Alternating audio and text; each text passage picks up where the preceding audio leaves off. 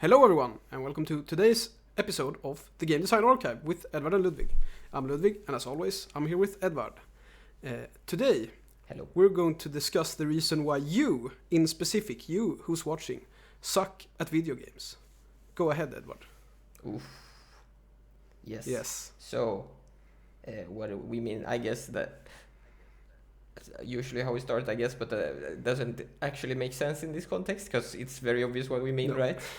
We're telling you you're bad at video games. No, obviously there's a lot of people out there that are really good at video games, and maybe our viewers, yeah, maybe our viewers are like the very best or something.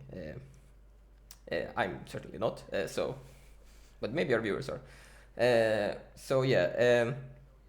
The point we want to bring up today mostly is around this idea that people usually.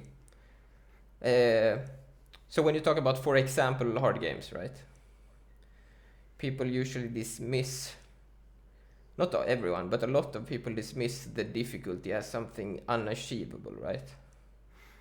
Mm-hmm. I guess the most common term is talent, right? Mm-hmm. Which I think we'll go deeper into that later, but for this context, it's not really relevant, right, with talent. Mm-hmm. Like someone, I think you've mentioned before, like someone told you that they can't play CS well, right, because of reflexes or something, right? Yeah. And we'll go through stuff like that and talk about like why we think that's mostly BS, all of that, right? It's just excuses. Mm-hmm. And how that, like how thinking about that differently can help both the developers to make more interesting games and the players to enjoy games. The players? Yeah. Exactly. Mm-hmm. Yeah, so what end of this do we want to start with, do you think?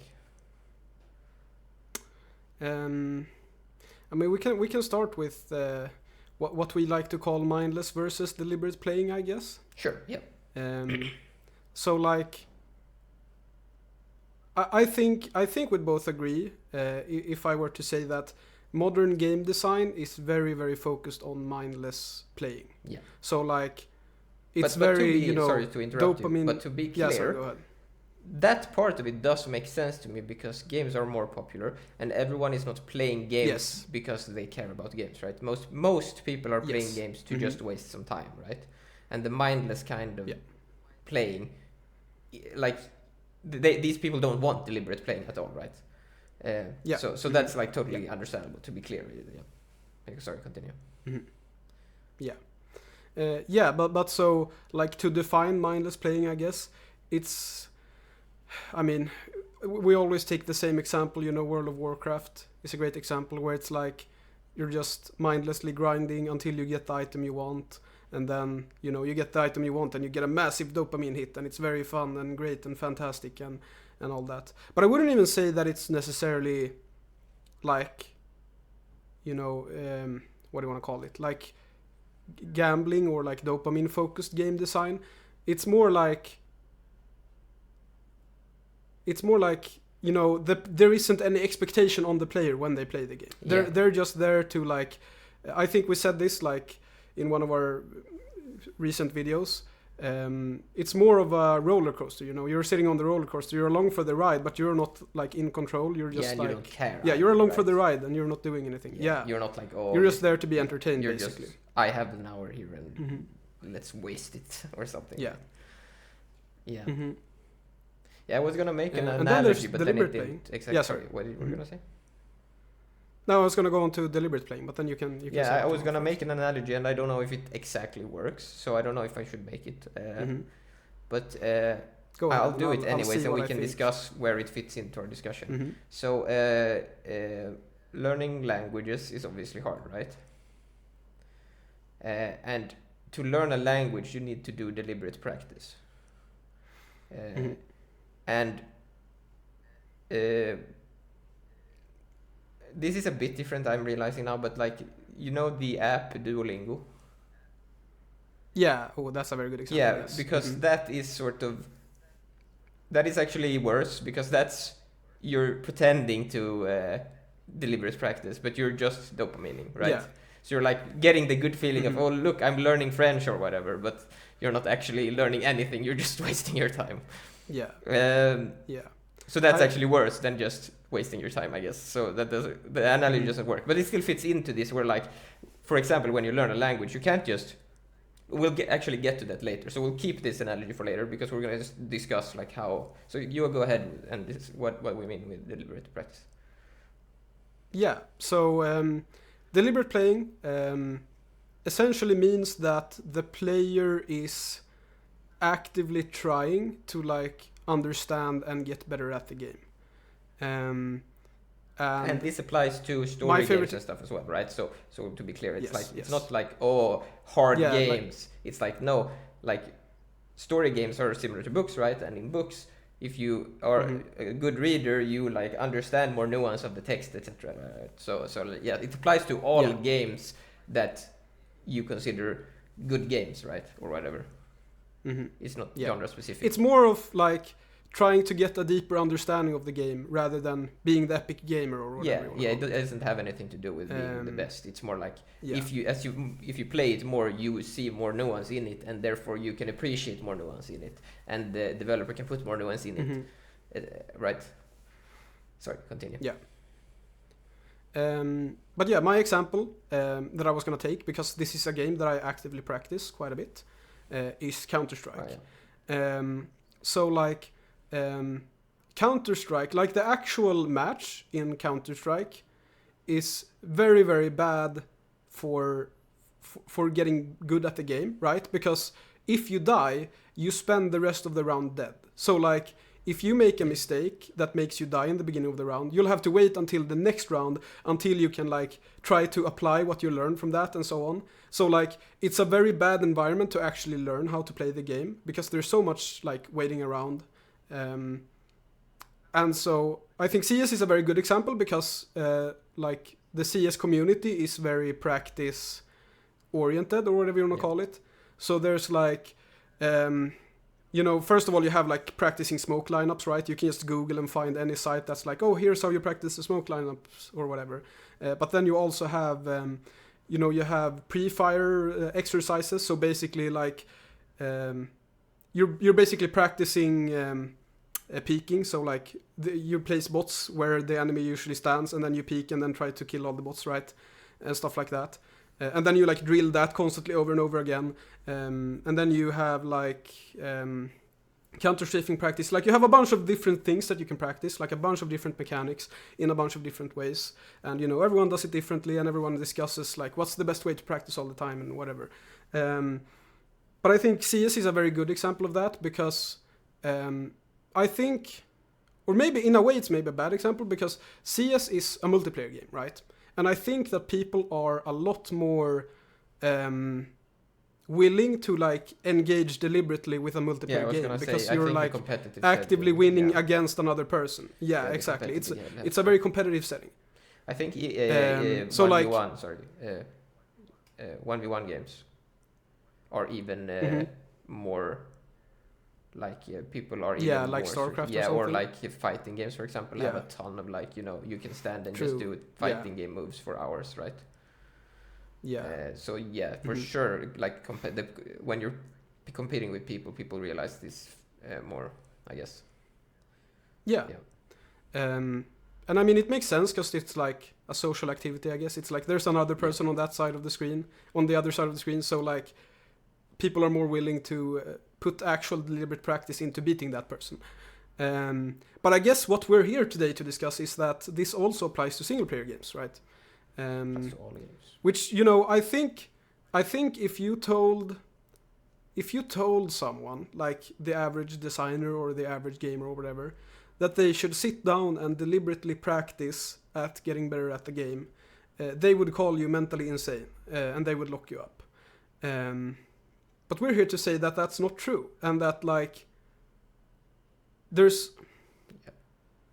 Can I add one thing? Like in order to go ahead. So Again, we already said that, but I just want to make it clear so that people really get this, that this applies to, like, the way we speak about it. It sounds like we're talking about like hard, difficult, like games with boss battles and stuff, but no, like I'm talking about all games, right? Like deliberate practice is probably not the correct term to use for a story, like a visual novel or whatever, but it's still like if it's a new, again, if you will read that to books, right? And in books, if it's a nuanced book, you will have to read it multiple times, right? And you will need to read a lot of books.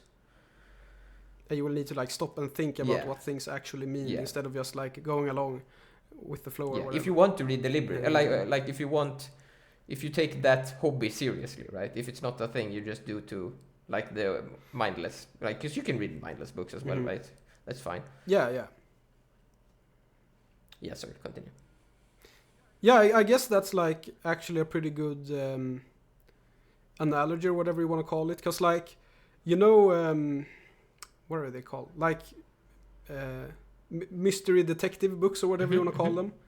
They're like super popular with middle-aged women, right? And a lot of them are really, really, really trash. And they're just like, they're meant to be mindlessly consumed and like, you know, all that.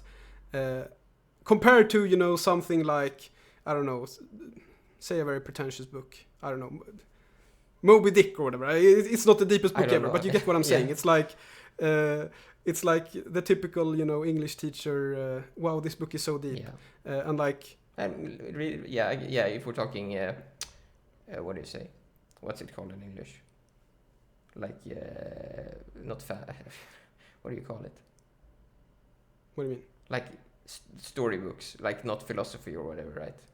Because those are also complicated in a way, like reading I get old philosophers and stuff. That's a bit different. Like, but you can still like even reading what do you call it? Fiction, I guess is what it's called, right? Yeah. So like there's deeper fiction and more shallow fiction, right? Yeah, exactly. And what you will see is that if you read a lot, you'll find shallow fiction uninteresting, right? If you take reading very seriously and you spend a lot of time reading, then you will want the more deep fiction because there's nothing there in the shallow fiction. And I think that's sort of the issue with current games, that people are like, the way people talk about games make it like, no, make it super, what word did I use? I forgot. Mindless. Yeah, but I was saying like deep fiction versus shallow. Yeah, make it super shallow and like dopamine, right?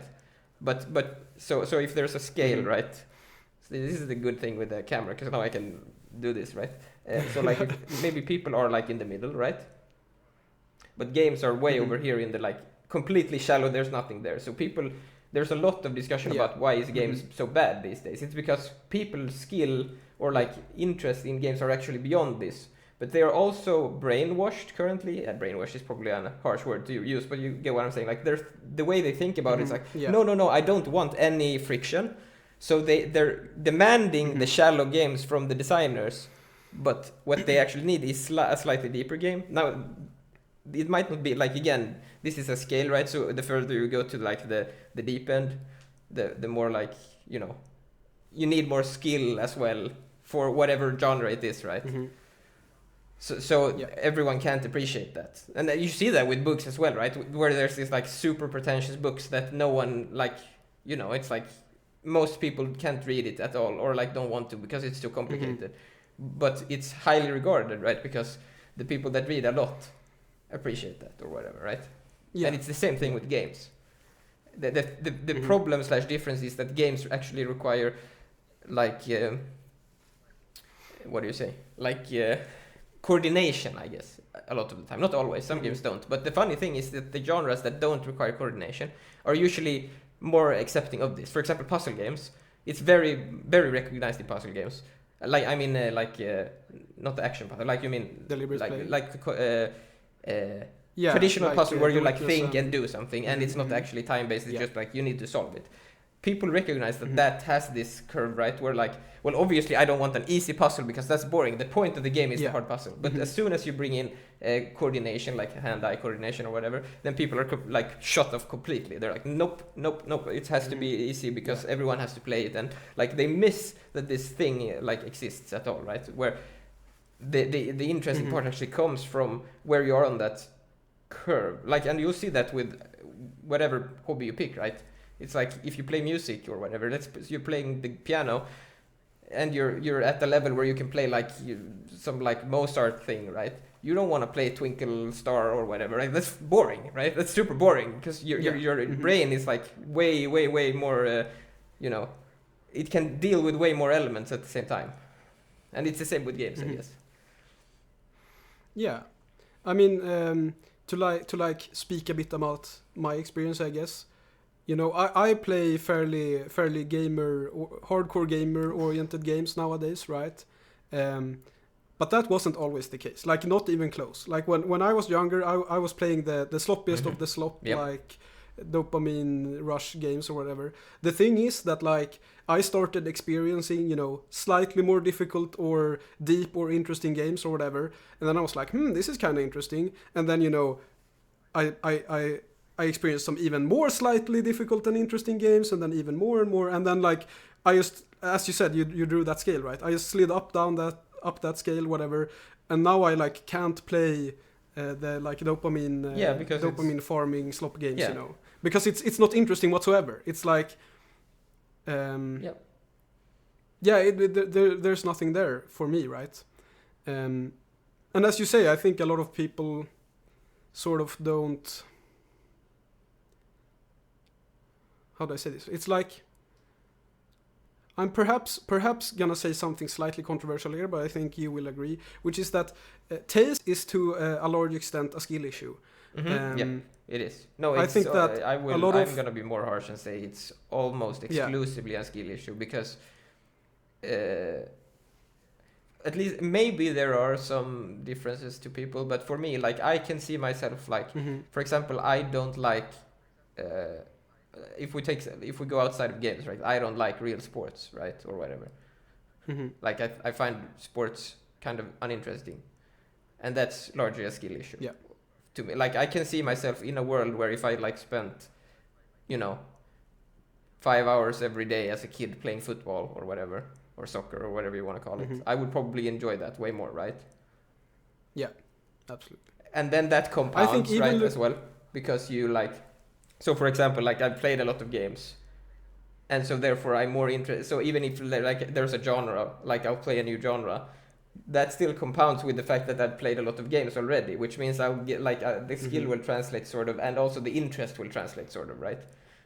So that compounds over time from what you like did as a kid and stuff, I think. So I think I think it's basically all environment, and like how much time you spent on it.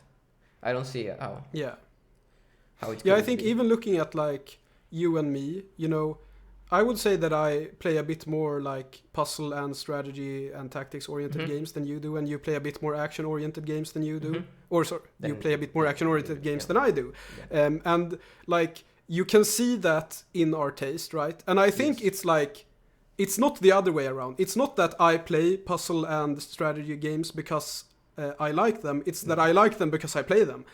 And you but prefer, you like action games. Exactly. And so like, if I were to sit down and play, like stop playing strategy and puzzle games and just play action games, you know, I would start preferring action games more, or I would at least appreciate them more. Which is, you know, I've actually like experienced this. It's not like hypothetical. It's like the more I play action games, because, you know, I relatively speaking, I started playing like arcade action games and stuff like that fairly recently.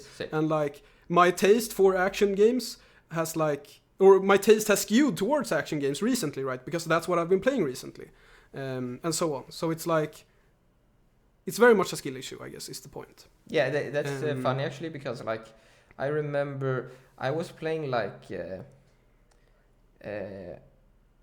I was like trying to figure out what genres was interesting a few years back, and so I got into Metroidvanias. because I'm also interested in dev, right? So I was like, Metroidvania is probably a good genre to dev as well, because it's like fairly, you can do it in 2D or whatever. But then I started to play these like Metroidvania bullet hell adjacent games, right? And then I got really interested in bullet hell, but I already at that point I knew that like the perspective and the like, like you go up the screen and it's very like it auto scrolls and all of these things. Like I was not used to that, so I didn't really like that at first, right? But I knew that was because like we've talked about these things for years, right? So we're kind of already like you and I mean.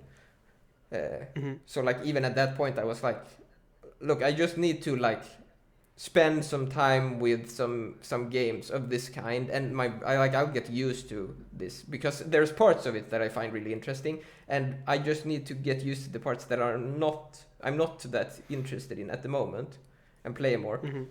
And the funny thing is, right, when I did that, I realized that the format that I didn't like, it's like auto scrolling and very like strict about where you can move and stuff, that's actually huge strengths of the genre. And it made me realize how terrible, in my opinion, most Metroidvanias are, because you're just walking around and doing, like you're just wasting your time. It's so much nicer if it's just like very strict about where you can go, because it can force you into so many interesting situations. But I needed to get to a level where, I could appreciate that, I guess, because like I wasn't used to that. It was a bit different from what I was playing right at the time.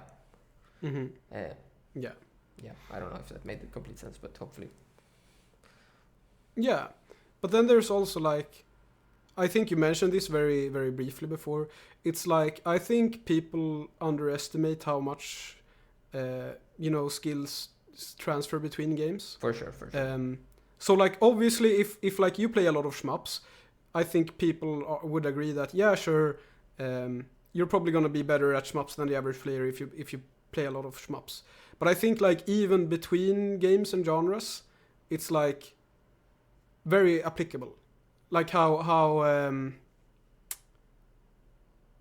do I say this? Like there are things, like let's say I just play puzzle games, for example. I've only played puzzle games for all my life or whatever. And then compare that to someone who's never played a game before. And now we put me, who's played a bunch of puzzle games, and the person who's never played a game before, we force us to play like a hardcore shmup together. It's like, I think I would be at quite an advantage there, even though I've never played a shmup before. Yeah, unless they have just because I've played video games. Unless they've had a hobby that ties, like for example, true. played, like I think playing instruments, for example, would translate a bit to something like bullet hell pretty well, right? It's like managing like whatever, like a piano or something. I think that's very adjacent to games, actually, like having play instruments. I mean, I don't know. I don't have any science to prove it or whatever, but like just thinking into it. I mean, I think, even if we're like not talking about the physical stuff, like controlling your controller or whatever. Yeah, that is true. It's like the mental stuff still matters, right? Yeah. So it's like because the act of actually getting good at playing piano is relevant. Like it's comparable to the act of getting good at a shmup. Yeah, exactly. Yeah, you need to think in ways like that, or like a bit. Well, I'm thinking not only that. Like I'm thinking more of like the mental stuff. It's like learning things is a skill that you can learn, right? Yeah. For sure. Like the more things you learn, the more, And so like having that experience of learning to play piano is probably very relevant for having like learning to play a shmup, for example.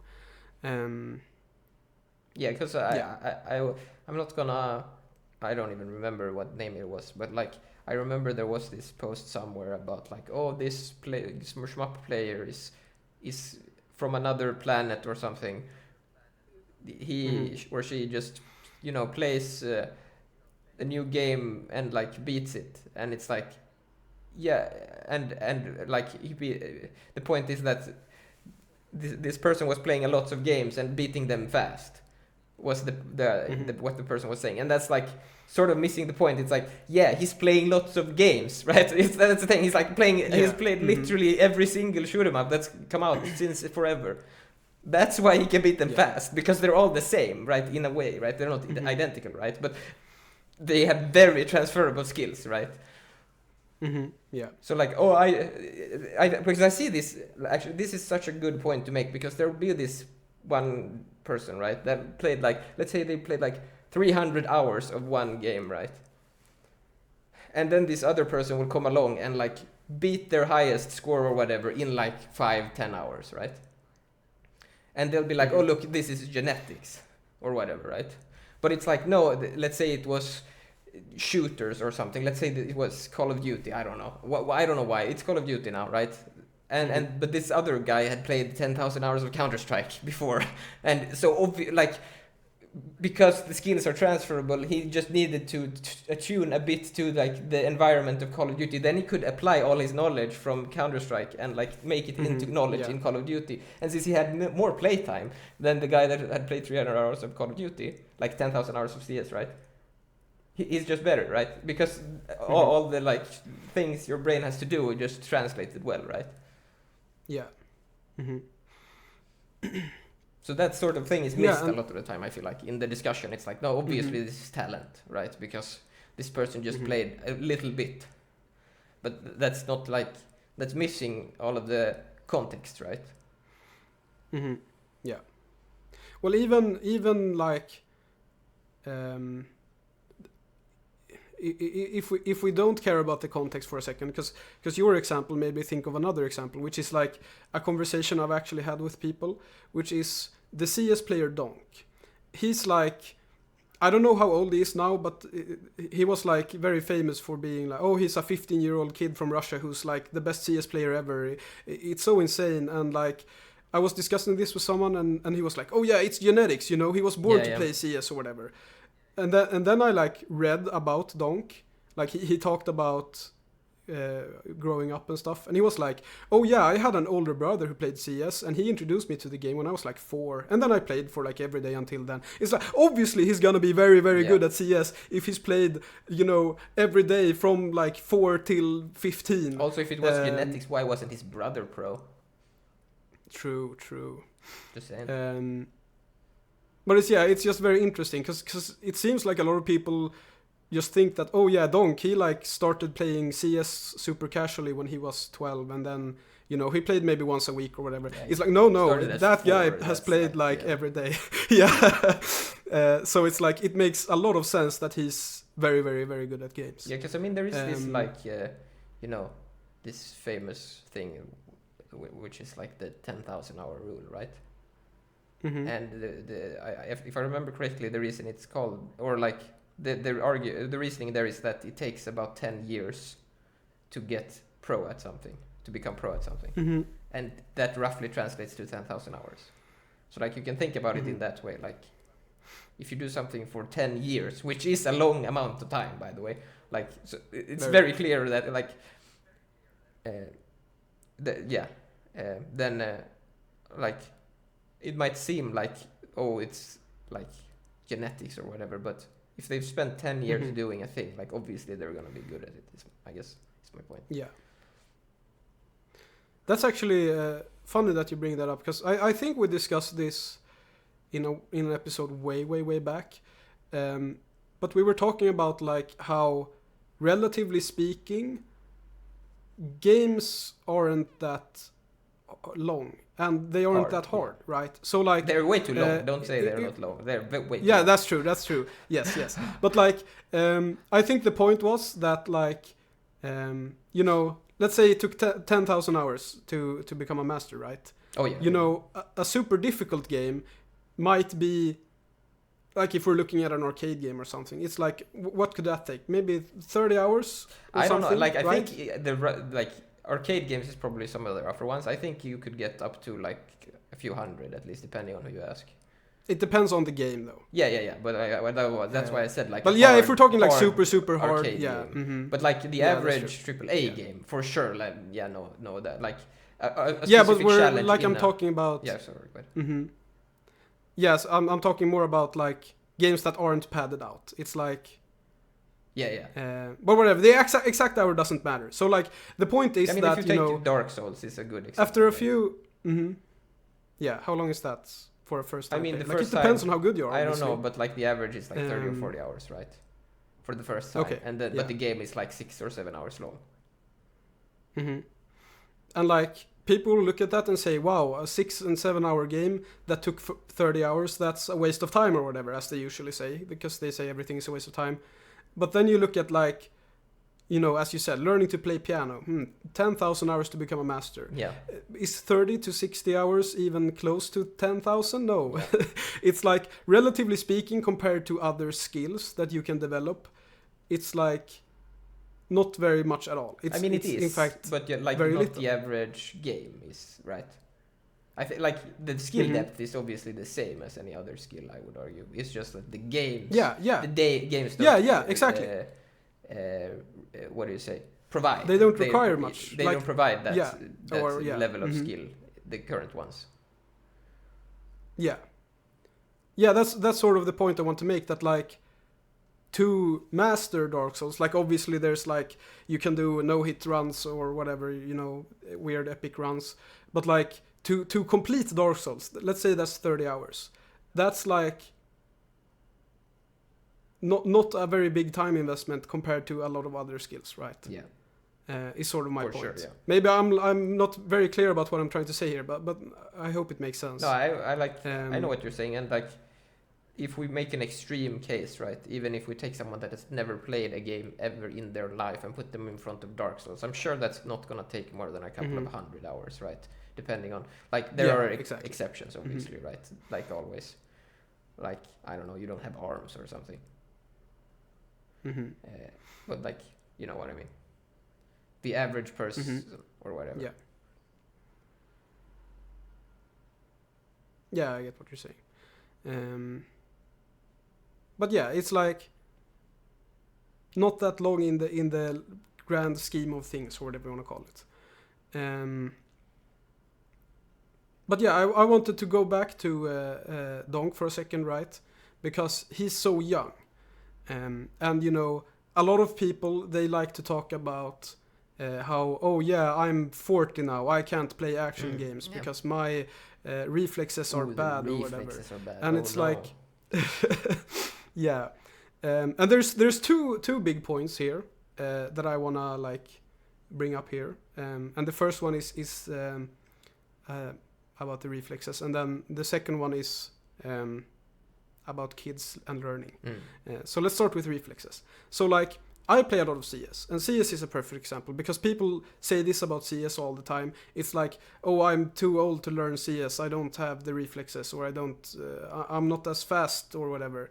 And CS is very much a game that doesn't, like, if I were to rely on my reflexes when playing CS, I would get absolutely wrecked. Yeah. Because like, I have to basically know what happens before it actually happens. And I'm not that good at CS. Like, I'm pretty good, but like, I'm not even near pro, right? So it's like, even for like, I'm a casually good CS player, you could say. And like, if I were to rely on my reflexes, I would get absolutely wrecked. And I think the reason that people say this, like, oh yeah, I have bad reflexes, so I can't do this, is because when you don't understand CS, you can kind of get away with having reflexes. So like, if you're playing CS at a very low level and you don't know what you're doing and your enemies don't know what they're doing, then reflexes do matter, because you're all just reacting to other people making mistakes and like doing stupid stuff and so on and so on. And so in that sort of setting, reactions do matter. But like, as you get better at CS, I think reactions matter less and less. And it's more about, you know, predicting what's going to happen, predicting what the enemy does, or, you know, making sure that you're not putting yourself in bad situations and so on. Like, CS is a very, very tactical game, right? It's perhaps one of the more tactical, you know, action/shooter games, or whatever you want to call it, which is why I like it, of course. But like, yeah, it's such a fun example. I think you mentioned, I don't know if it was last episode of the podcast or something, but like, there was this table tennis player, right? Or there was this table tennis team, sorry, who was like, they were doing a bunch of science stuff on the team to like get stats and whatever. There was a guy that was famous and they tested, for being having. And they tested the reaction time. They tested the reflexes of all the players, and the player that everyone thought was going to have the fastest reflexes actually had the slowest reflexes. Yeah, he was even like known as like some, I don't remember what it was. Like the guy with the lightning reflexes or something. Like it was something like that. Yeah, and he had the slowest. Like you said. And they tested him, and he turned out to have the slowest reflexes. And like everyone was super surprised, but like after a while they realized that he like. Sorry, what? They were even angry, I think. They were like, this is stupid, this is not true or something. I think it wasn't that bad. But this test is wrong or whatever. Yeah. But they basically realized after the fact that like, oh wait, this guy like, he knows, like he doesn't need the reaction time because he knows where the ball is gonna go before everyone else does. Yeah, it's like, he's so experienced and he has like, his perception is so practiced at like, looking for the ball or whatever, or seeing where it's gonna go, that he doesn't need to rely on his reflexes. He can basically predict the future, right? Better than everyone else. Yeah. And I feel like that's such a fun example because I feel like that's a lot of times how I feel with CS. It's like I need to be able to predict the future because if I don't, I die. Because I can't rely on my reactions because if I do, somebody on the other team who actually predicted where I was going to come from is going to get me because he didn't need to rely on his reaction time. Yeah. And like a funny thing there, like that's going to tie into the other part you wanted to talk about, is that I think that is sort of a like perception issue that I think gets worse when you get older. Because your brain starts to like logically reason more about it, right? I've tried to explain this sometimes, and I feel like people don't quite get it, so I'm not explaining it quite correctly. But like if you take a skill like I don't know, I mean we talked about piano, so let's say piano. When you sit down, if you've never played a piano, like you are not like, it's not only gonna be like, no, I can't play like a Mozart piece. It's gonna be like, no, it's literally physically impossible for me to control my fingers in a way to where I can do all of this at once. Like, and that is actually true, right? It is currently physically impossible for me to do all of these things at once because I need to practice so my brain can like create new, I don't even know how it works, right? But like it's, you sleep some and then there's new like paths in your brain that gets created, and like over time your brain will just adapt, right? Because that's the thing with humans, they're really good at adapting, right? That's one thing that people underestimate a lot of the time. So you'll just adapt to whatever the challenge, in this case playing the piano, is, right? Which is you need to be able to control your fingers independently, or like hands independently, I guess. Like you need to be able to think. And obviously it's sort of a like micro, how it ends up being, like, I don't even know what I'm trying to say. Like, obviously it's not like, oh, my hands are moving on their own or whatever. I mean, it's a bit like that. I don't know. I'm not good at piano, so okay. My argument doesn't make sense here. But like, the point is that it's like because adults are so, you know, logically thinking or whatever, they like, they're not wrong when they observe that, no, I can't do this thing right now, like I physically can't, because they can't. You need to practice, and that's like hard to grasp when you're older, I think. And that's one of the reasons why old people struggle more, because kids don't think in this way, I think, not as much at least. They're like, oh, look, fun, click the piano or something, and then they like get better over time. Yeah, I think I was gonna say that actually. I think because it's very obvious that like kids don't realize that they're very bad at stuff. Yeah. So it's like, if a kid draws something, it's gonna look absolutely trash. Well, you don't know. Maybe it's a good kid. Yeah. You know, maybe he's 5,000 hours in. You know, he's probably drawing better than I do, for sure. But like, if I look at like the average 3-year-old or whatever, I'm not gonna be pretty impressed by their drawing. And like, I don't draw. Like, I've never done much drawing at all. And like, if I were to sit down and draw, I could probably produce a better art piece than the 3-year-old can. But I am going to look at my art piece and be disappointed because I have like the analytic capability to look at what I draw and see like this looks like trash. Like this is shit. It's nothing like I wanted it to be. I'm a failure. I'm gonna give up. But I think like that sort of thing. I think there's one step further in that. It's not only that the result is bad. It's that as you do it, you're like, okay, I'm gonna draw a perfect circle, and you try to draw a perfect circle, and you fail, and like, no, I need to draw a perfect, and you keep doing it, and it doesn't happen, and then you're like, oh, so I can't do it, right? That's what an adult does. It's like, no, I can't draw a perfect circle. It's like, no, you need to do this like a lot of times, so your brain can like get used to like, no, my arm is gonna move perfectly, and not, right? It takes time, but your perception, like your, I don't even know what to call it. Your conscious mind, right, can't perceive that there is more to your brain. It's sort of like there's all this processing that in there that you don't understand, right, in your conscious mind, and you need to like, because like a perfect analogy to make is like, let's say we're going to the gym. Okay, we're going to the gym, and I go up to the like what are they called in English, where you lift a what are they called? Like a bench or something. I don't know. Yeah, and you're putting like 100 kilos on both sides or something, like you try once and you're like, oh no, I can't do this, right? Like obviously I can never do this. Obviously no one thinks like that, because everyone understands that like no, how you build muscles is you put on like 5 kilos instead of 100, and you do that for a while, and then you put on 10, and then you more and more and more, and then after a while there's going to be 100 because your muscles are going to be bigger, so they can and the brain works the same way, right? So the brain is going to do the same thing, but people don't accept that at all.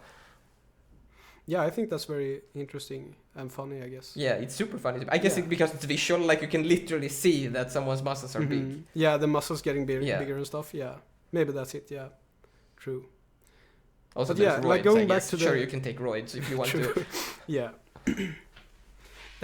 But yeah, going back to the kid for a second, I just wanted to mention also that like, going back to this like perfect circle thing, a kid isn't gonna care if they can draw a perfect circle or not, right? They're just gonna do some random shit, and they're gonna think they're the best because they drew something, and they're like they can't comprehend that what they drew looks terrible because they're a kid. But I think even if they do, I don't think the brain, especially when they're young, haven't developed enough to like think in this like in this process, as like, oh, I'm bad and I can never get good. Like that comes later, I feel like. Like when you get older and your brain is more developed. But I could be wrong. I mean, it just feels like that because like they're not even considering like, I guess you're kind of right. It's like they don't care that it's like they are oblivious to the fact that it's ugly. Yeah, I guess. I'm thinking more of like, if you give a kid a guitar, they're gonna like start strumming some random shit, and like nothing's gonna make sense and it's gonna sound terrible, but they're gonna feel like a rock star because it's like, oh yeah, I'm playing the guitar and it's making sound. Yeah. But if you give an adult who's never played a guitar, they're gonna sit there and they're maybe gonna try strumming once or twice, and then they're like, okay, what do I do now? Yeah. And it's like, I think that's a large part of why children have such an easy time learning compared to adults, right? Because they just do it. They don't care. And like, I don't remember who said this, but it was like someone talking about, obviously there's parts of like, so I'm gonna talk about language now. Obviously there are parts of language that are really hard to learn later. I think like especially hearing related things, right? Like pronunciation and stuff. I think there's some truth to that. Like when you're young, you pick up on that stuff more, right? And you can tell by like other stuff, like perfect pitch and stuff. Like that's harder to get with age. I do think that there's something to like knowledge acquired earlier for sure. But the argument here was that a lot of people are like, oh, I say that, oh, I wish I was like a kid because then I could learn a language really fast. And the person was arguing, well, no, like it takes like 10 years or something for a kid to learn the first language. That's a very good point. It's very slow. It's not fast at all. Whereas if you're trying to learn a new language, you can just utilize the fact that you already know a language, like English, for example, and you can just abuse that to like learn the other language, let's say French again, way faster, right? Way faster, because you know how a language is structured. You can just abuse that, so it's not even gonna be slower. It's gonna be faster. That's a very good point. Yeah. But I also want to flip this on its head, if that's the correct term. I don't know. So, and you talked about football earlier, and I'm gonna bring this back to football, and maybe I'm gonna reveal a bit too much about my age here by saying this, but when I was a young boy, I played a lot of football. For you Americans, soccer, but football is the correct word. Sorry. And I remember that the big football stars at that time when I was young was like Ronaldo and Messi and like a few others. And like if I look at who the big football stars are right now, like many years later, decades later even perhaps, it's still Ronaldo and Messi. Now, when I was young, people were generally saying like, oh yeah, when you're a sports star, you're only a sports star until you're 25, and then you like fall off and you become old and you wither with age. So you can't keep up with the young guys or whatever. And like, I feel like there's something here that's very interesting, because obviously Ronaldo and Messi probably aren't actually the best football players in the world right now, but they probably weren't the best like back then either. They were very good, and then they had like a bunch of popularity surrounding them and hype surrounding them, so they became super popular and whatever. But like, my point is that I think a lot of this has to do with like lifestyle. So like, if you look at sports stars, you know, in the 1900s or whatever you want to say, they were like doing stuff that's really terrible for their health. They were like eating unhealthily, they were smoking, they weren't working out properly, stuff like that. They were drinking a bunch. And I feel like maybe this comes from what I was talking about previously, about like how people say that sports stars, you know, fall off once they're 25 or 30 or whatever. It's that sports stars previously used to drink and smoke and eat a bunch of unhealthy stuff and things like that. But like, if you look at someone like Ronaldo right now, I think he's like, I've even read about it, he's like super careful about his health. He's like, I only eat healthy stuff, I work out all the time, you know, and he's still like able to keep up with like young guys playing football. I don't know how old he is now. He must be like 40 or something soon, maybe even more. I don't know. And so like, because I feel like this is such a perfect example of people like, oh yeah, I'm deteriorating so much with age, so this is my excuse for being bad at something or whatever. And it's like, well, look at someone like Ronaldo. He's obviously taking care of himself, and he's obviously keeping up, you know, with the young guys who are also like playing football, and like he's still the biggest football star out there in the world. And like, I find that very interesting. Maybe it didn't make as much sense as it did in my brain, but I hope it sort of does make sense. Makes sort of sense. And so my point was basically, that like, you don't deteriorate with age naturally. Like, obviously you do a bit because we all end up dying and whatever, you know, philosophical stuff. But like, I think the actual deteriorating effects of age, or whatever you want to call them, aren't as like naturally bad as people make it out to be. I think a lot of it is in the lifestyle, right? Yes. So like, and I think I want to apply this to video games as well, right? So I think like, but to be clear, before you continue there, like, it also makes like, some of it makes sense. Like, for example, you like form a family or whatever. For example, you have kids and stuff like that. Obviously, that's gonna make it so that you don't have as much time to play video games, for example, right? Yeah. So it's not even like, it's not that it's like weird or anything. It's like, no, like it makes sense, right? So it's not, but you can't it's not blame like, that. I'm not accusing all old people of being raging alcoholics who smoke all the time. That's not what I'm saying. But like, like, you know, I think that if you like actively played video games that actively challenged you, and kept doing it for all your life, I think we could see like an 80-year-old beating a schmuck without a problem. And so I feel like age is such a funny excuse. I guess that's the point. I mean, video games is not even that, like, because in some cases you can excuse like you said, soccer/football, right? It's like, I mean, at 80 maybe it's a bit hard to keep up with the young. Yeah, of course. But like a video game, you're like, I think if you still have thumbs at 80, I think you're fine. I mean, obviously maybe your brain has given up, but if it hasn't, right, it's. And again, like even it's funny with things like that, I think, because like sometimes you see old people, right? They're like not there at all, but they have this like weird, skill that they did all their life, like they did at work or whatever. They can do that flawlessly because that's not part of the. So you'll see that. I'm sure you're correct. In like 50 years or something, we'll see like these, old people that are like completely not there, and then they're like beating like everyone at like some game. Yeah, beat Belgarega or something. Yeah, for sure. Yeah, I think that's. But then it's also like I haven't read too much about this, but like I feel like there's a lot of research around like video games and age and stuff, right? That like video games are beneficial for old people because like they're actively using their brains while playing video games. And I feel like this is a very point here to make our argument stronger. Yes. Not if you play World of Warcraft. I'm pretty sure. True. I don't have the research, but I'm pretty sure that. Depending on what they did before they played video games. Actually, that is true. That might even be better. Yeah, that is true. Yeah. Like, oh yeah, I have to do inventory management. At least that's something, right? But I mean, there's like, I need to add one more thing. There is also like we talked about piano, right? Where it's like. That is also like known, right? Where like if you playing an instrument or like learning a language, it's like that's what like they really like they suggest that to old people, right? Because like it's proven that like not prevents, but it lowers the risk of like memory loss rated sicknesses. And games are obviously very demanding. Games are similar to that, like instruments at least, right? Yeah. In how you perform. So I think for sure like. And I mean, puzzle games as well would be like, that would be more on the language side, right? Where it's like, I wonder how you put these blocks together or whatever, right? Yeah.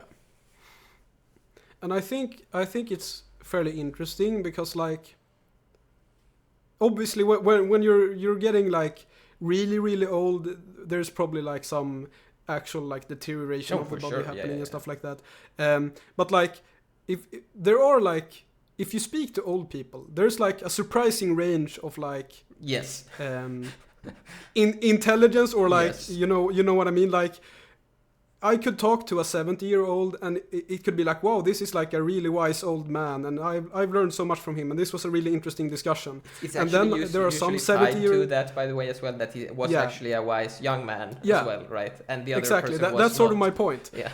And then there are some 70-year-olds where I'm like talking to them and they're like obviously not like they don't understand anything and they're like completely lost and they're like, who am I? What am I doing here? And like I feel like the difference there, I don't have any proof, but my theory is that the wise old man used his brain a little bit more than the not wise old man.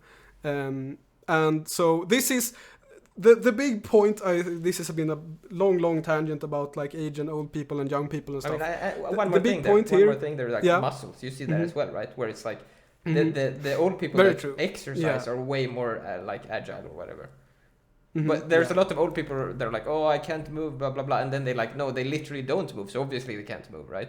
Where it's like some like go to the gym and stuff, and they're like, almost like they're like 70, but they look like, or like they move like they're like between 50 and 60 or whatever, right? But they're like actually old and stuff because they exercise. And obviously this is partly like genetic and stuff, I understand. But like still, I think this matters more than people give it credit for, right? Yeah, absolutely. And so, to tie this all together back to video games, because we've talked about age and stuff for so long, basically, deliberate playing, I think, helps with all this. I think if you deliberately play games that challenge you, not necessarily like that are hard, but as you said, like a story game that's very interesting or something. Like if you play games that require deliberate play, I think active brain engagement. Active brain engagement. That's sort of what I'm saying. I think that's like good for your long-term health or whatever. Yeah. And I think I actually think that like playing, dopamine, World of Warcraft, whatever games is actively bad for your like mental deterioration speed or whatever you want to call it. I also even if it's not deteriorating, I think it is how should I say this, like bad for your mental health, I guess is how I would say it. Yeah. Like in a very nuanced way, right? It's what I feel like a lot of people, we have to do an episode on this sometime, right? Or we sort of did, but we need to do another one, I think, where like a lot of people break things down into pieces, right? We discussed this in a previous episode where like, oh no, this makes me feel good, so we keep that. This makes me feel good, so we keep that. This makes me frustrated, so we remove that, right? And then you remove the holistic view or whatever of the like what is interesting and what is the nuance of this game. And I think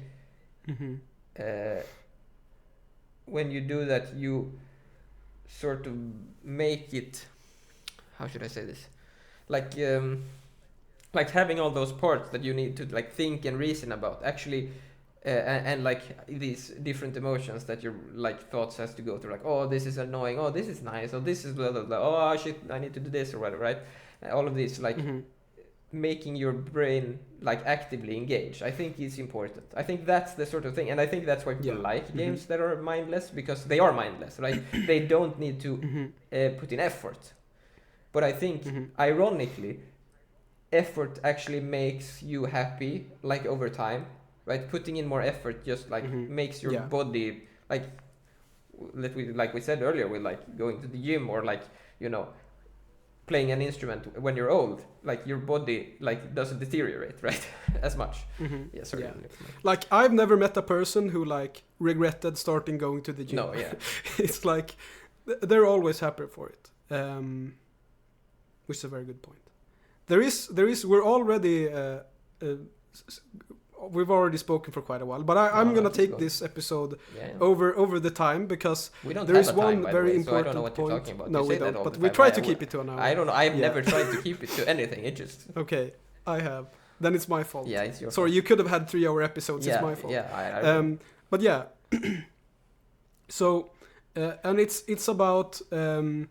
I read this in a book called Range, which is very interesting, which I recommend. It's like about how skills are transferable between different there, things and so on. Yeah, go ahead. This is completely off topic, but I just want to say this because when I was young, I thought these like self-help books or whatever you want to call them, like not pseudoscience, but like popular science or what do you call them, right? I thought that was silly because like, oh, it's gonna tell me that I should exercise. Well, obviously I know that already or whatever, right? But like, the funny thing is that I think people underestimate that kind. Like I've read a lot of those kinds of books now, right?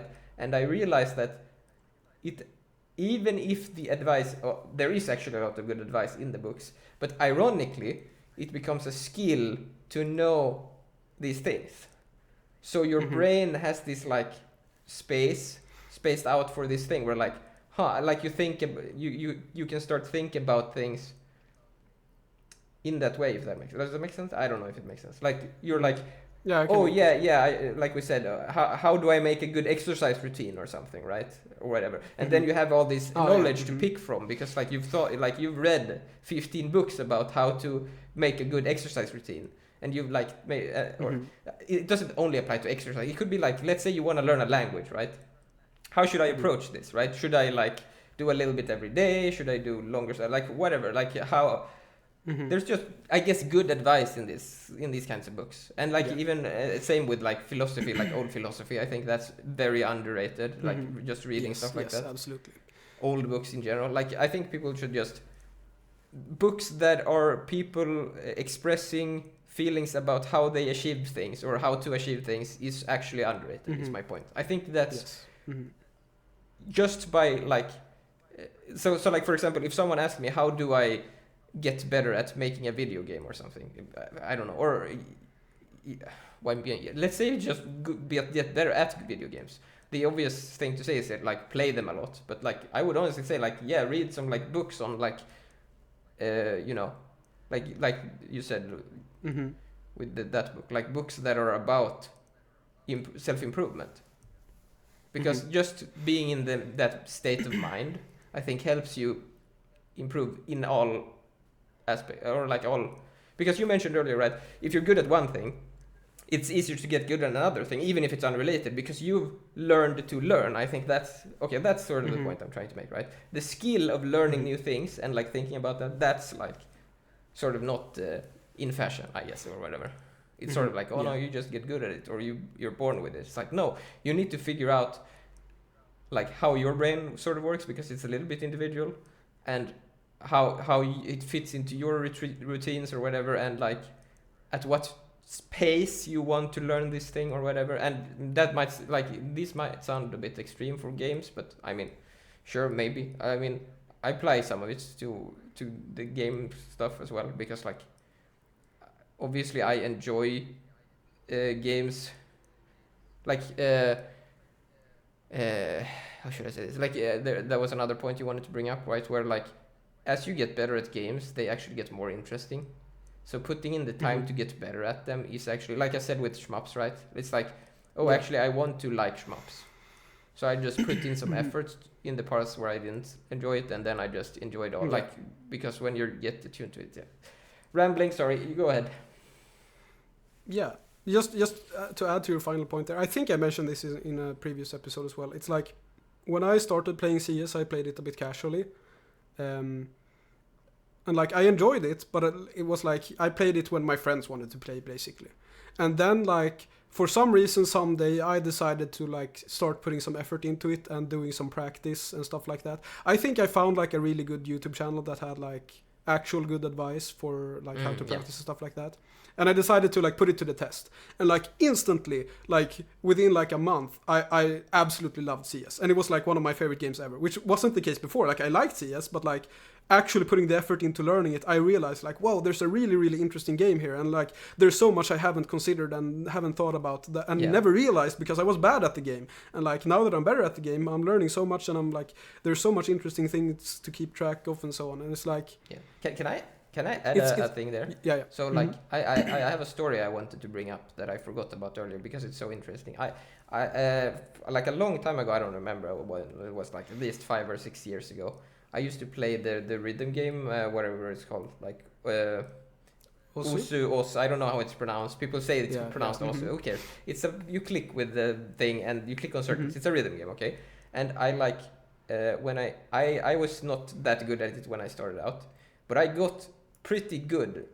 Like I got to like above average, I would say, like really fast in like a month or two or whatever.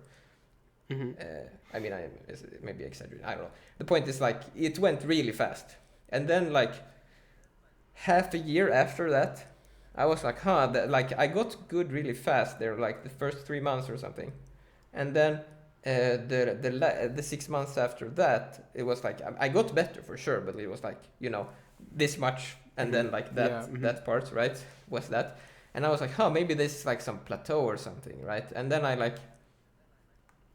I actually looked, because that game has a lot of statistics. I looked at my playtime for that first duration versus that that other duration that was longer, and I actually had more playtime in that first like 2 months compared to that 6 months, and by a lot. But it didn't feel like that. It felt like I was playing the same amount, but it was not even close. I was playing like 5 or 6 hours a day the first month, but then I was playing like 30 minutes or something a day, like on average, not even, you know, sometimes more, sometimes less, the other part.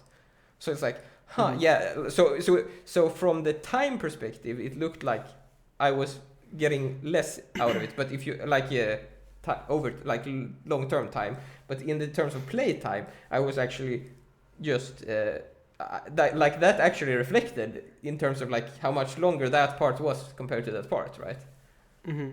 So perceptions also lie to you. That's also an interesting thing, right? You think like, I played this game for so much, and like that's why I actually love you know, these like clients like Steam and stuff, and other ones. I usually use what's it called, like Play Night, this is called, because you can I can get some more statistics out of it. Like it can keep track of my sessions and stuff. I think Steam maybe does, but you can look at them. So like you can see like, okay, you'll think like, okay, I played this game and I'm not getting better. Why am I not getting better? And then you look and it's like, because I'm like playing 30 minutes every 4 days or something. but you're in your brain, you're playing every day, right? But then it's like, oh, you played this game, or like you clear the game really fast, and it's like, oh, okay, I played 5 hours every day, or something, right? Like you can literally look and see, like, because your brain always lies to you about time, right? Always. Yeah. So that's why that was the thing, that like I love those tools, because you can actually see, like, oh, how much time did I spend here, right? Mm-hmm. Because I'm always like, if you actually look at playtime, I'm usually especially like, I'm surprised sometimes. I'm like, okay, I'm gonna really, like, sometimes I'll get into a hard game. I'm like, okay, I'm gonna really get into this. I don't care if it takes like 100 hours. I'm gonna do this now. And then, like, it doesn't usually take that long when you actually like focus in, and like, so that's it's interesting. Mm-hmm. Sorry. I wanna add to it before I get to the actual original point, which was like 20 minutes ago. Yeah. I wanna add one more thing to that, which is that I think that games that require deliberate play feel like they take way longer to play, because if I play a actually hard game that actually challenges me, like I'll play for 30 minutes and I'll be like, holy crap, I'm exhausted. I'm gonna take a break now. I've been playing for hours, and then I look at the time and it's, what the fuck, I played for 30 minutes. Yeah. What? How is this possible? And like if I look at, like, sometimes it'll be like I play a hard game for a while, like a really hard game, and it's like, wow, I feel like I've played this for so long, and then I look at the actual Steam playtime and it's like 5 hours. I'm like, what? Didn't I play this for so long? What? Yeah. Of course I'm bad at it. I only played for 5 hours. I need to play more. Whereas, with mindless games, it's very easy to like rack up, 10 hours or whatever, 20 hours in a week. And then I'm like, oh yeah, that didn't feel like 20 hours. That felt like 2. Which I think is very, very interesting. I think the mindless part actually does, like, I think it's like, the reason it does feel like that is because it's actually, you actually need to like be there. You can't like, you need absolutely, to like, okay, I'm dodging here or whatever, like, in like a beat 'em up, you're like, oh, I'm hitting that guy, and then there's that guy, and why, and stuff, right? So you need to like always think, and then you get tired, right? Yeah. I don't know. But now I'm finally gonna get to the original point, because it was about the book. That's what derailed us. Oh yes. It's called Ranged. And in that book, he talks about, I forgot what he called it in the book, but I googled, and apparently it's called Wicked versus Kind Learning Environments, which I think is a pretty lame name, but I'm gonna keep using them. So basically what he means is that there are kind learning environments, which are basically learning environments that give you very, very good feedback. It's like, when you do something wrong, it's obvious that you did something wrong, and it's obvious how to improve it. It's like, I think if we want to take CS as an example, it's like if I miss a smoke, I'll see that, oh yeah, I threw that a bit too high. If I throw it lower next time, it'll like bounce off perfectly, and then it's gonna be great or whatever. And then there are wicked learning environments, which are basically learning environments that don't give you any feedback. Like ranked so like in video games. Yeah. Ranked modes. No, but I mean, I think CS is a very good example of this. Because like in CS, it's not very clear what you did wrong. Like it's very rarely like, oh yeah, you aimed poorly or whatever. And like even we've discussed this previously in the podcast. Like CS has pretty bad feedback about the aim. Yeah. Like CS actually has pretty bad feedback whether you're aiming properly or not, right? Because it's not very clear when you miss or whatever. But like basically the point is that it's very funny because when someone doesn't understand why they die in CS, it's very they almost always go, oh, he's cheating, right? That's the, and I think in most like skill-based competitive games, that's like the number one excuse, right? It's like, oh, how could he know I was there? He's cheating, right? But the thing is that you were probably like way more obvious than you. Like sure. Sometimes it is cheating, right? But it's very, very obviously over-exaggerated. It's very, very rarely cheating. And like, I think this ties together with the wicked learning environment thing, where it's like, since there is no feedback on what you did wrong, it's like very it's unclear that you did something wrong at all. Even it's like if you peek someone poorly in CS, like let's say you don't know how to counter strafe, for example. So you peek someone and then you see them and you aim at them and you start shooting and all your shots miss. You don't understand why, because there's no feedback to what you did wrong, and like so on. So like, I guess my point is that like, I feel like a lot of game designers and a lot of gamers are very, very anti-games that are the wicked learning environment, right?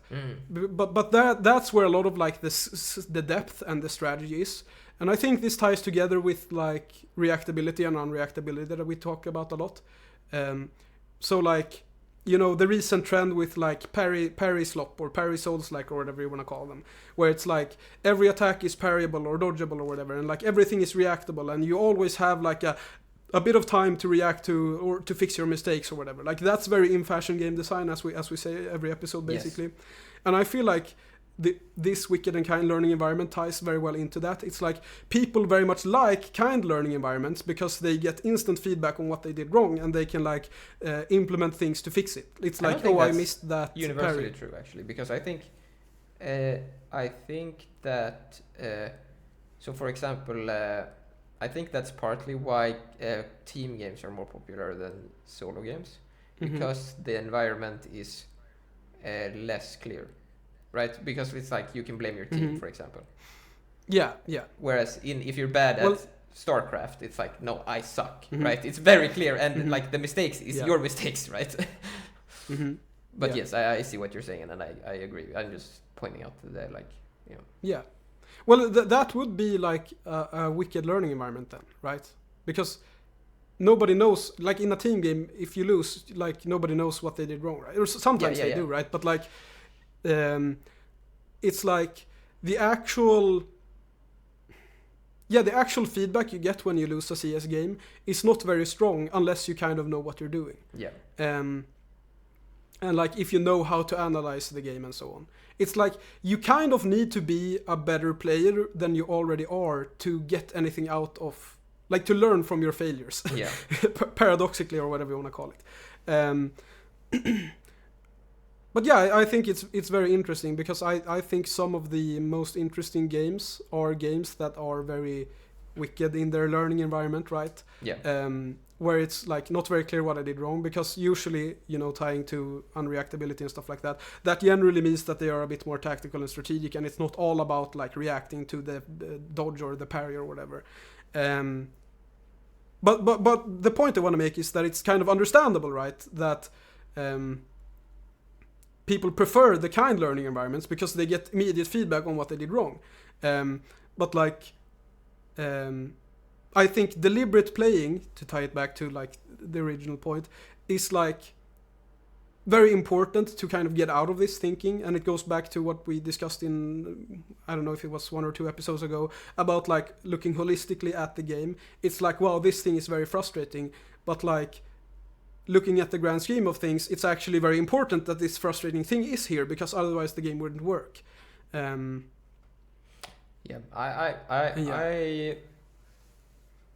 Maybe, I don't know, because I'm thinking that the reason people like, I guess it's sort of true, but it's not for the feedback reason of improvement. It's more for the like reward feedback of, look, I did something right?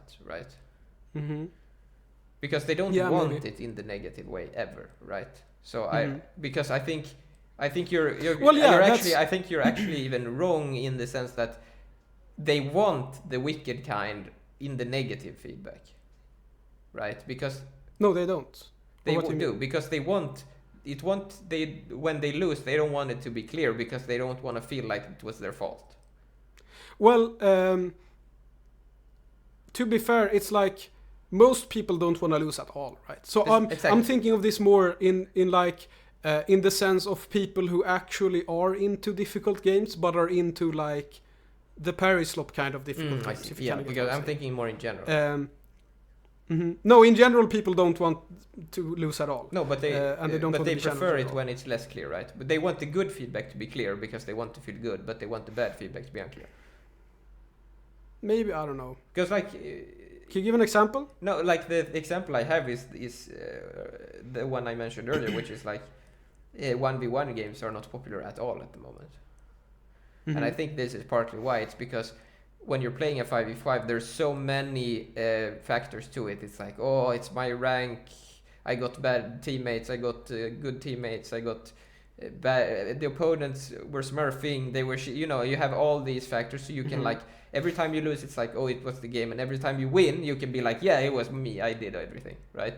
And so that works to keep people there, right? Whereas in a 1v1, it's very like,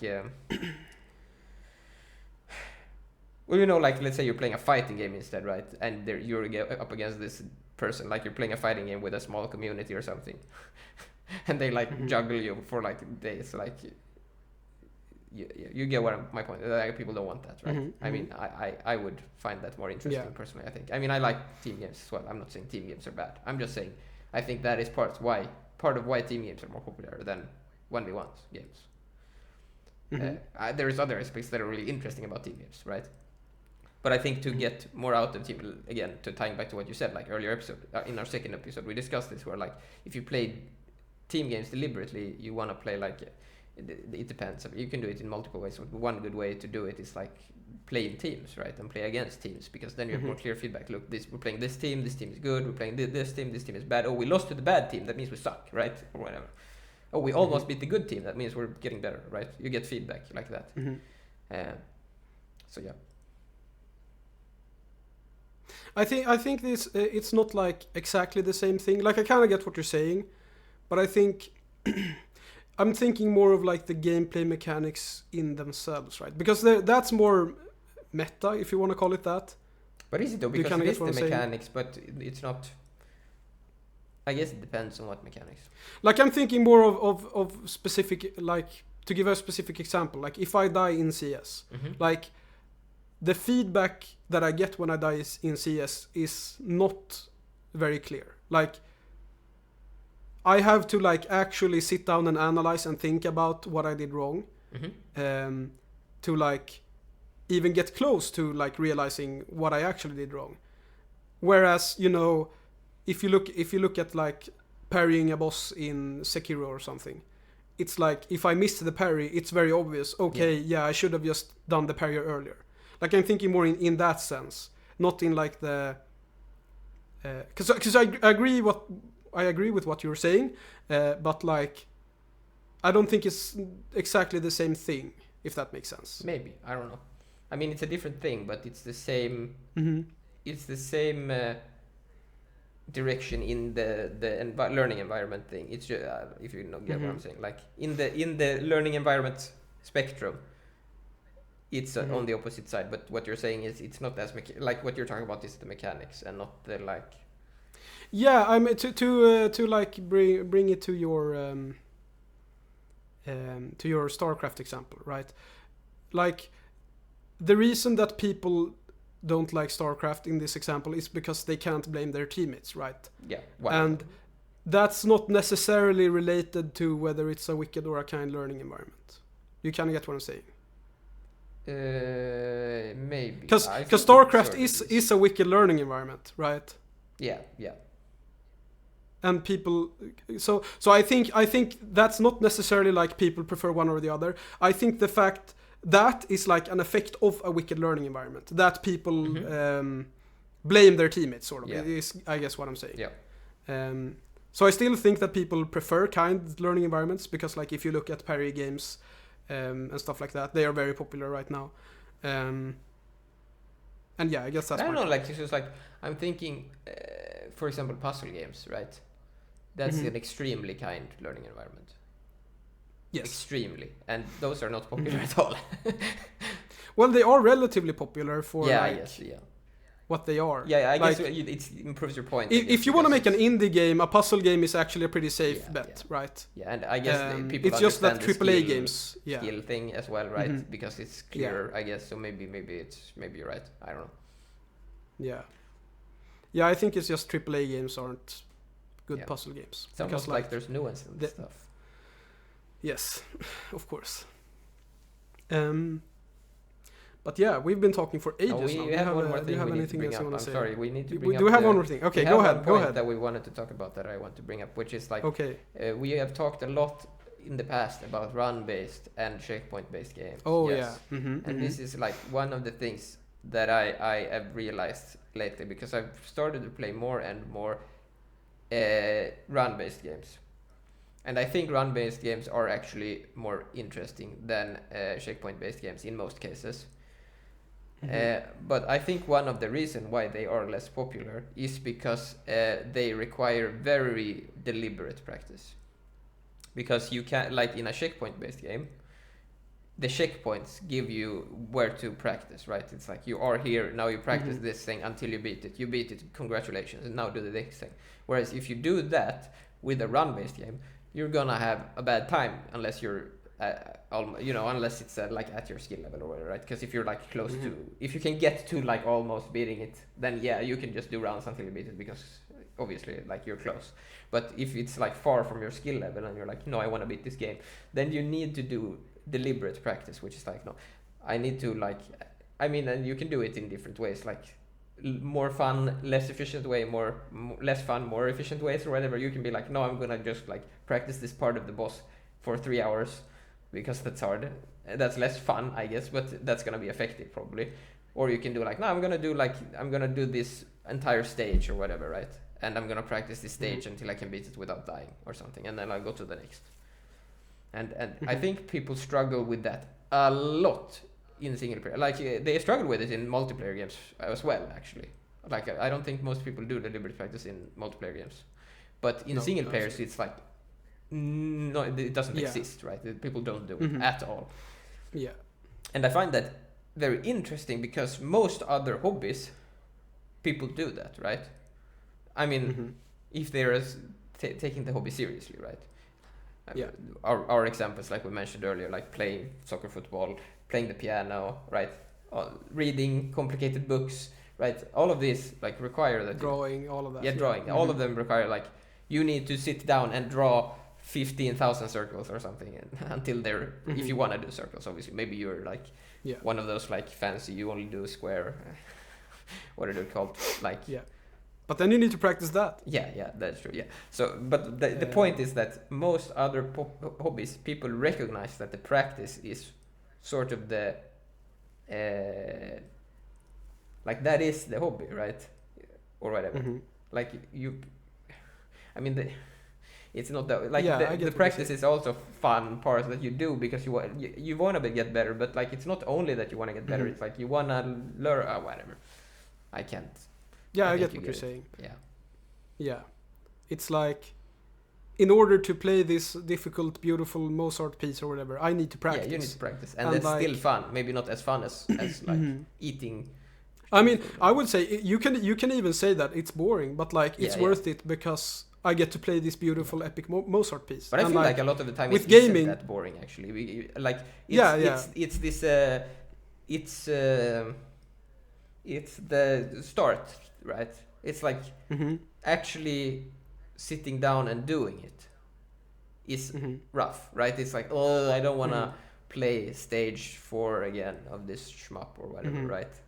I hate stage 4. And then you start doing it and you can't and put then it down. You sit there for like an hour or two, right? And it's like, I'm just going to do one more. Yeah, and then, I almost beat it without dying now. It's good, right? Life's good.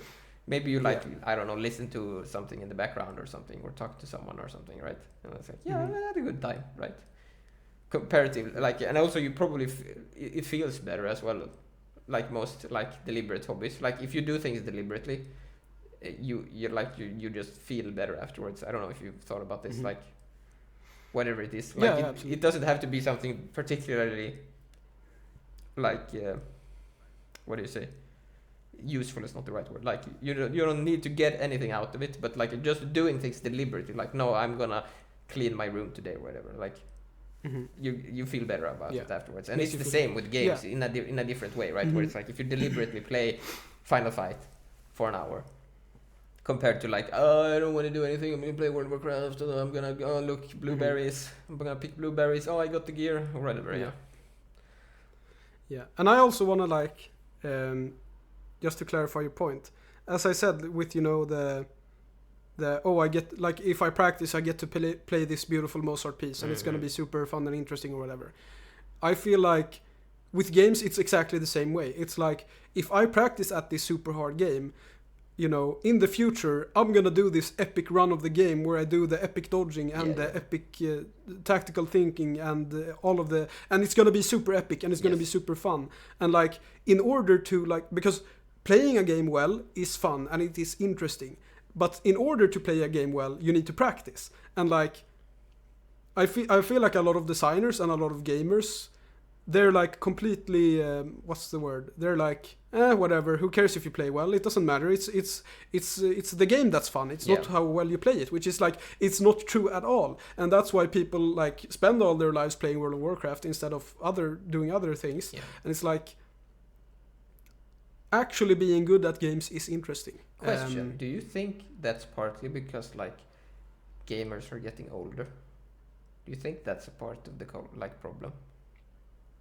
No, I think it's more that gaming is not as niche as it used to be. Maybe. Because I'm thinking like we mentioned earlier, that adults are really because bad like, at this, right? Mm-hmm. Whereas kids don't care really, like, oh, this is hard, and then they like... That's probably a little bit true. But then again, World of Warcraft is like 20 years old now, or whatever. So it's like, it's been this way for quite a while. No, but my point is that those people are old now, right? The people playing World of Warcraft, I guess. Yeah. Yeah, but they played World of Warcraft when they were young too, right? Because it's 20 years old. That's sort of... But I feel like it wasn't designed as maliciously back then. It was like... No, it probably wasn't. I think their goal was like, we're going to make a world that you can live in or something. But these days it's more like, no, we're going to design around like no friction or whatever. Because I think even if we like I think, I don't know, because I didn't play original World of Warcraft, but I think in terms of what we're talking about, there's way more friction in original World of Warcraft. Even if it might be like grind friction or whatever, but I think it still like requires more effort or whatever than it does these days. Yeah.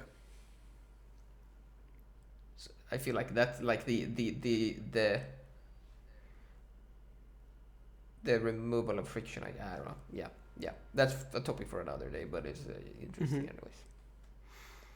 Yeah. So yeah, unless you have anything else to say, I guess that's it from us today.